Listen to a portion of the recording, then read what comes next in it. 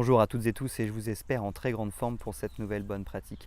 Aujourd'hui, je voulais revenir sur la reprise d'équipe et le fait qu'il faut être patient quand on reprend une équipe. C'est-à-dire qu'on arrive dans une équipe qui existe déjà et qui a déjà réalisé des tâches, atteint des objectifs, réalisé des projets avant qu'on arrive.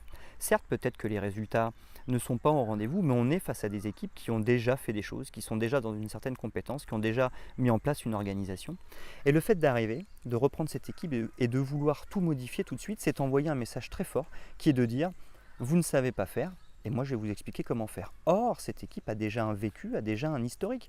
Et cette équipe, mécaniquement, sait déjà faire des choses. Peut-être pas comme nous le souhaiterions, mais en tout cas, elle sait déjà faire des choses. Et donc arriver et vouloir tout changer tout de suite, c'est expliquer aux équipes que soit elles ne savent pas faire, soit que ce qu'elles font, c'est mal fait.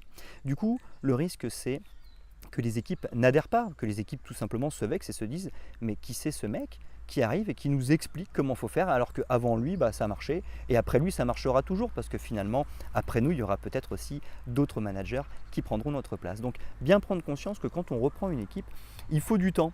Il faut laisser du temps, il faut les observer.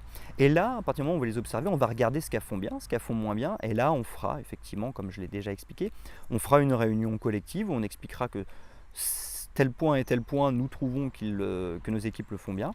Et par contre, tel point et tel point, nous souhaiterions travailler dessus. Mais bien faire attention, reprendre une équipe et tout de suite vouloir tout modifier, c'est envoyer un message qui est assez négatif, même si bien évidemment on a tous des objectifs rapides à atteindre, mais il n'empêche que si on veut aller trop vite, le risque c'est qu'à moyen terme et long terme, les équipes n'adhèrent pas à notre projet. Certes, peut-être que nous pourrions avoir des résultats très rapides, mais à terme, la relation de confiance n'étant pas en place, les équipes risquent de décrocher et de ne plus supporter finalement l'entrée en matière que nous avons eue. Voilà, j'espère que cette bonne pratique du jour vous a été utile et moi je vous donne rendez-vous dès demain pour une nouvelle bonne pratique.